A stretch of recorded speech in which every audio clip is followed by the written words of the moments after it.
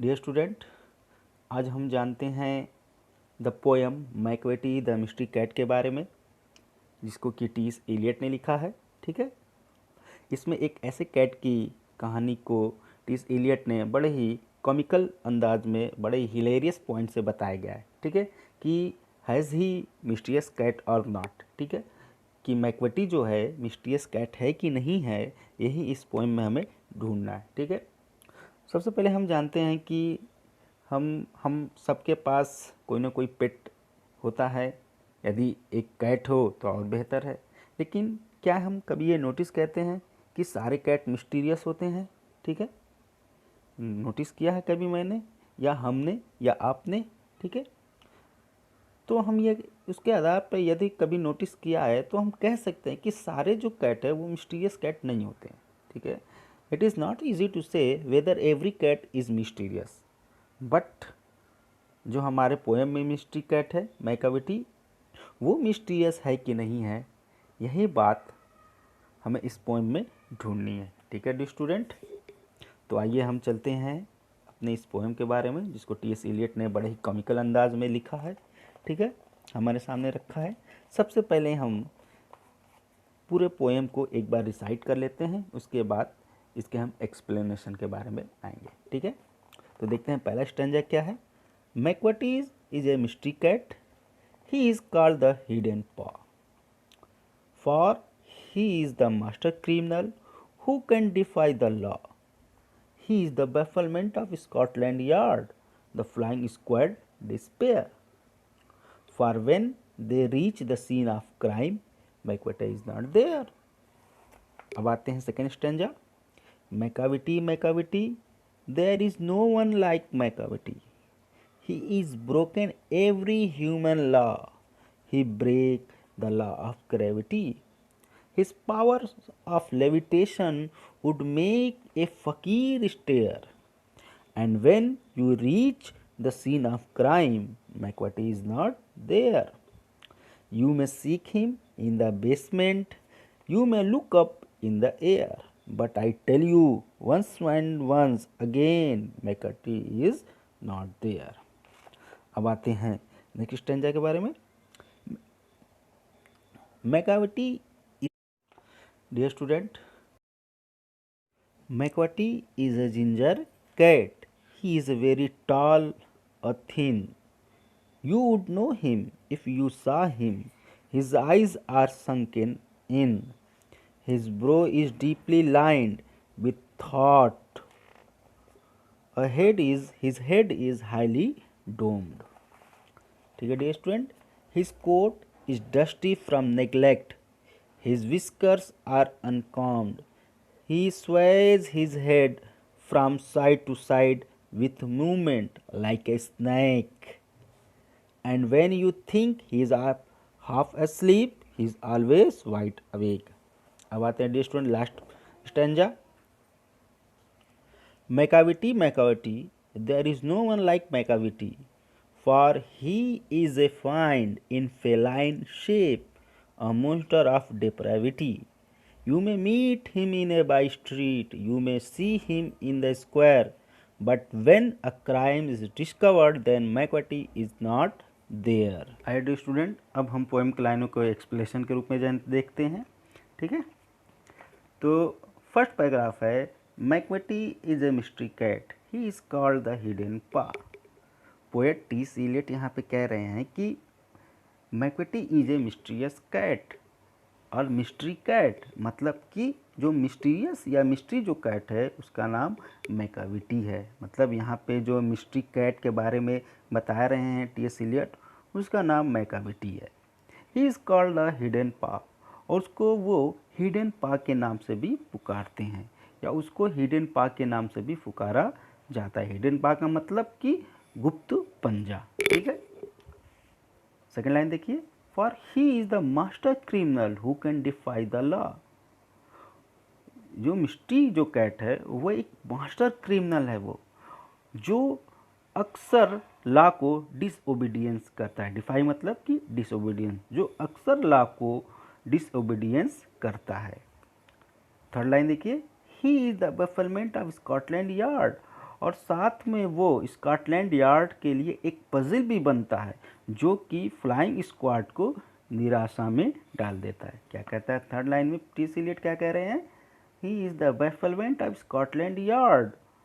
वह मतलब मिस्ट्री जो कैट है वो स्कॉटलैंड यार्ड को पजल में डाल देता है और यही पजल जो है जो फ्लाइंग स्क्वाड जो स्कॉटलैंड यार्ड के को निराशा से भर देती है। For when they reach the scene of crime मैकबेटी is not there. और कौन सी बात स्कॉटलैंड यार्ड को निराशा से भर देती है कि जब कभी कोई क्राइम होता है, for when they reach the scene of crime, जब भी कोई क्राइम होता है मैकबेटी वहाँ पे नहीं पाया जाता है। तो ये ही सबसे बड़े पजल की बात होती है, सबसे बड़े परेशानी की बात होती है जो कि फ्लाइंग स्क्वाड को भी स्कॉटलैंड यार्ड के को भी निराशा से भर देती है। ठीक है, अब आते हैं सेकंड पैराग्राफ के बारे में। Macavity Macavity there is no one like Macavity. Poet क्या करें देखिए कि मैकाविटी यहाँ पे मैकाविटी जैसा दूसरा कोई नहीं है। क्यों दूसरा कोई नहीं है मैकाविटी जैसा? क्योंकि he is broken every human law, क्योंकि वो प्रत्येक मानव द्वारा बनाए गए नियमों को वो तोड़ते है। ही break the law of gravity, और साथ में वो लॉ ऑफ ग्रेविटी को भी तोड़ देता है। ठीक है, मैकबेटी जैसा कोई दूसरा क्यों नहीं है? क्योंकि वो सारे ह्यूमन द्वारा बनाए गए नियम कानून को वो तोड़ता है और साथ में वो लॉ ऑफ ग्रेविटी को भी तोड़ता है। देखिए थर्ड लाइन में, his powers of levitation would make a फकीर स्टेयर। ठीक है, कि उसकी यह जो उड़ने की जो शक्ति है, फ्लोट, लेविटेशन मतलब कि फ्लोट, या जो फ्लोट करने की शक्ति है, जो तैरने की शक्ति है, वह एक फ़कीर को भी स्टेयर करने पे मजबूर कर देती है, आश्चर्य करने पे मजबूर कर देती है, चकित करने पे भी मजबूर कर देती है। फ़कीर जो खुद अपने आप में एक बहुत ज़्यादा एक मिस्टीरियस रहता है, मिस्टीरियस व्यक्ति माना जाता है, लेकिन वह मिस्टीरियस व्यक्ति मतलब जिसको फ़कीर कहा गया है, वो फ़कीर भी इसको देखकर बहुत ज़्यादा आश्चर्य से भर जाता है। किसको? मैकाविटी को। ठीक है, एंड नेक्स्ट लाइन में देखिए, and when you reach the scene of crime मैकबेटी is not there. और जब आप जब घटना वाले स्थान पे पहुंचते हैं या पुलिस पहुंचती है तो वहाँ पे मैकबेटी को वहाँ पे नहीं पाया जाता है। You may seek him in the basement, you may look up in the air, but I tell you once and once again मैकबेटी is not there. देखिए टी.एस. एलियट क्या कह रहे हैं कि भले मैकाविटी जो है वो घटना वाले स्थान पे न मिले, लेकिन यदि नॉर्मली इसको आप देखना चाहे तो उसको आप बेसमेंट के अंदर खोज सकते हैं, उसको आप ऊपर हवा में छलांग लगाते हुए पा सकते हैं। ठीक है, लेकिन टी.एस. एलियट क्या करें कि I tell you once and once again, कि मैं आपको एक बार फिर बताना चाहता हूँ कि यदि क्राइम जहाँ पे होगा वहाँ पे मैकाविटी नहीं पाया जाएगा। भले वो नॉर्मली आपको बेसमेंट में दिख जाए, हवा के ऊपर गोते लगाते हुए दिख जाए, लेकिन क्राइम वाले सीन पे या सीन ऑफ क्राइम पे वो कभी पाया नहीं जाता है। ठीक है डियर स्टूडेंट, अब आते हैं थर्ड स्टैंजा के बारे में। ये तो रहा फर्स्ट और सेकेंड स्टैंजा। टी.एस. एलियट ने मैकाविटी के कैरेक्टर के बारे में बताया है, ठीक है ना, उसकी क्वालिटी के बारे में बताया कि कैसे वो एक मिस्टीरियस कैट बनता है। ठीक है, अब थर्ड पैराग्राफ में डियर स्टूडेंट टी.एस. एलियट ने मैकाविटी के इंडिविजुअल पर्सनालिटी के बारे में बताया कि कैसा वो दिखता है, कैसा वो है। ठीक है, तो देखते हैं। Macavity is a ginger cat, he is a very tall and thin. Macavity एक जिंजर कैट है, पतला दुबला सा बिल्ली है। He is a very tall, वह लंबा है और बहुत पतला है।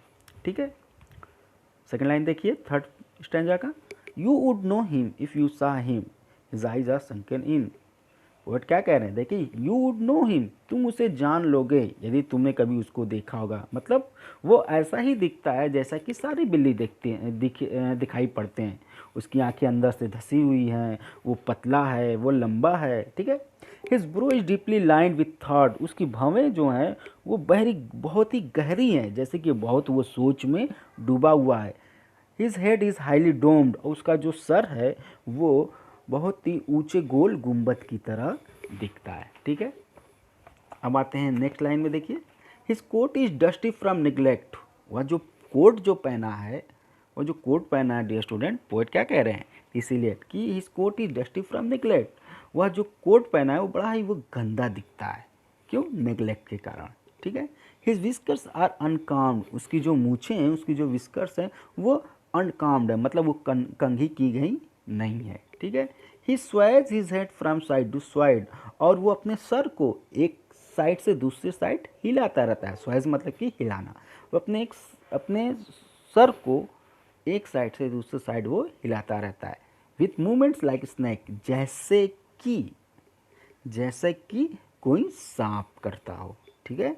आपने सांप को देखा होगा, सांप कैसा साइड टू साइड मूवमेंट करता रहता है। इसी तरह मैकाविटी भी अपने सर को साइड से साइड सांप के जैसा हिलाता रहता है। And when you think he is has sleep, और जैसे ही आप सोचते हैं कि वो आधा सो रहा है, तभी वो he is always wide awake, अपनी आँखों को वो खोल देता है, ठीक है। जैसे ही आप सोचते हैं कि वो सो रहा है, तैसे ही वो तुरंत अपनी आँखों को वो खोल देता है, और ये अक्सर ऐसा होता है, ठीक है डियर स्टूडेंट। अब आते हैं लार्ज स्टेंजा के ऊपर डियर स्टूडेंट। देखिए, Macavity there is no one like Macavity जैसा दूसरा कोई नहीं है। इसीलिए क्या करेंगे, Macavity there is no one like Macavity जैसा दूसरा कोई नहीं है। For he is a fiend in feline shape, वह एक राक्षस है फेलाइन शेप में, मतलब एक कैट के रूप में वो एक राक्षस है। और मास्टर ऑफ डिप्रेटी, किस बात का राक्षस है वो धोखेबाजी का राक्षस है। मास्टर ऑफ डिप्रेटी मतलब कि वो धोखेबाजी का, चालबाजी का वो मॉन्स्टर है, ठीक है। किस, एक फेलाइन के शेप में, एक बिल्ली के रूप में। You may meet him in a by street, आप उससे मिल सकते हैं, मतलब आप उसको देख सकते हैं कहाँ पर, गलियों में। यू में सी इन ए स्क्वायर, आप उसको मैदानों में देख सकते हैं, ठीक है। But when a crime discovered, लेकिन जब कभी कोई क्राइम डिस्कवर्ड किया जाता है, तब मैकवर्टी को वहाँ पे आप नहीं पा सकते हैं। मतलब कि टी-सीलिट क्या कह रहे हैं कि मैकवर्टी हर जगह आपको दिखाई देगा, ठीक है। चाहे वो आप गलियों में ढूंढ सकते हैं, उसको आप स्क्वायर में देख सकते हैं, उसको आप डियर स्टूडेंट हर जगह पा सकते हैं। उसको आप बेसमेंट में देख सकते हैं, उसको हवा में गोते लगाते हुए देख सकते हैं। लेकिन जब कभी कोई क्राइम डिस्कवर्ड की जाती है, तो वहाँ पे आपको मैकाविटी एकदम नहीं पाई जाती है, ठीक है dear student.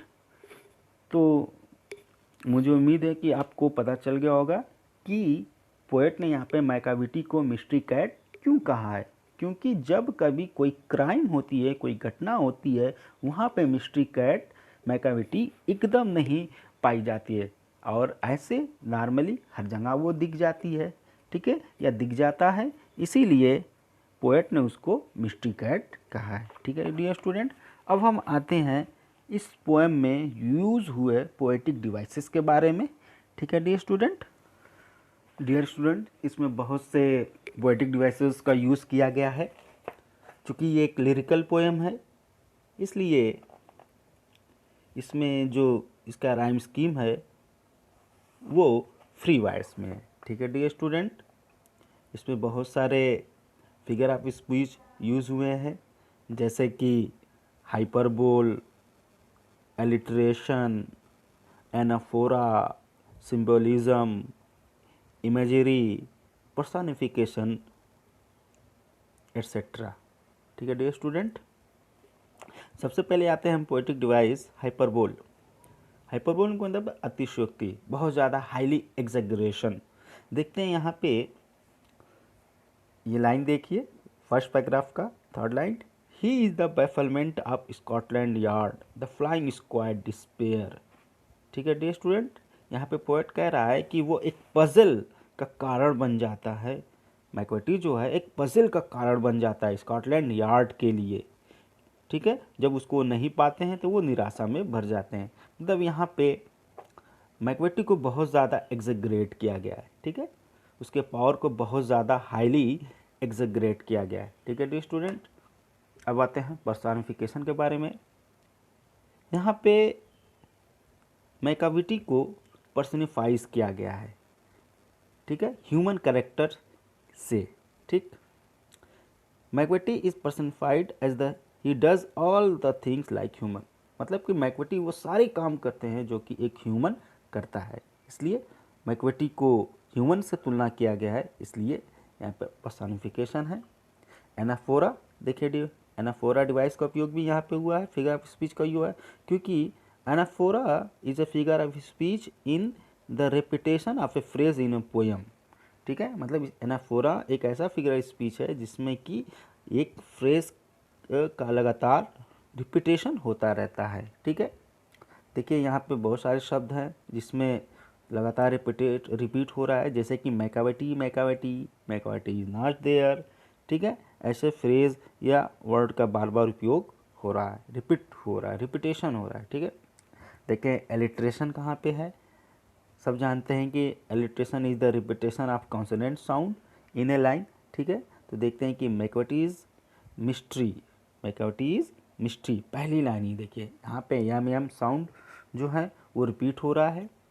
Head is highly, head is highly, देखिए है ना, हेड इज़ हाईली डूम्ड, देखा है। थर्ड लाइन, थर्ड स्टैंजा में देखिए हेड इज़ हाईली डूम्ड। ठीक है, तो यहाँ पे भी एच साउंड बार बार आ रहा है। और फिर देखिए साइड टू साइड, देखिए साइड टू साइड कहता है he always his head from side to side, यहाँ पे भी एस साउंड बार बार हो रहा है, तो यहाँ पे एलिट्रेशन नामक फिगर ऑफ स्पीच को हम पाते हैं डियर स्टूडेंट्स।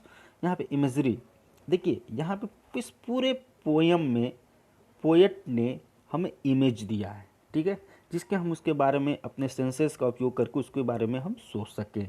ठीक है, ठीक है, तो जैसे कि देखिए वो लाइन जहाँ पे पोएट कहते हैं कि his power of levitation would make a फकीर स्टेयर। ठीक है, उसकी फ्लोट करने की जो शक्ति है हमें एक फ़कीर को भी घूरने पे मजबूर कर देती है। ठीक है, तो मतलब यहाँ पे क्या है, यहाँ पे डियर स्टूडेंट, यहाँ पे जब उसके बारे में हम देखते तो यहाँ पे उसके बारे में हम इमेज करने लगते हैं। ठीक है, तो यहाँ पे इमेजरी नामक फिगर ऑफ स्पीच का भी उपयोग हुआ है। ठीक है, कभी कभी हम कहते हैं कि यहाँ पे सिंबोलिज्म का भी उपयोग हुआ है, क्योंकि यहाँ पे बहुत सारे ऐसे हैं जो सिंबल के रूप में उपयोग किए गए हैं। ठीक है ना, जैसे मैकावेटी को एक विलेनियस कैरेक्टर के बारे में यहाँ पे सिंबलाइज किया गया है। विलेनियस का मतलब कि एक शातिर अपराधी के रूप में यहाँ पे हमें प्रेजेंट किया गया है, तो यहाँ पे सिंबोलिज्म नामक भी वर्डिक डिवाइस का उपयोग हुआ है। ठीक है डियर स्टूडेंट, तो मुझे लगता है कि आप लोगों को पोयम समझ में आई होगी। ठीक है, इसमें टी.एस. एलियट ने मैकावेटी को किस तरह प्रेजेंट किया है, वास्तव में एक मिस्ट्री कैट है, यह दिखाया भी है। और साथ ही डियर स्टूडेंट्स, आप इसमें यूज़ होने वाले फिगर ऑफ स्पीच के बारे में, पोएटिक डिवाइसेस के बारे में भी जान गए होंगे। उम्मीद है कि आपको पोयम बहुत ज़्यादा पसंद आई होगी। ठीक है dear student, thank you very much.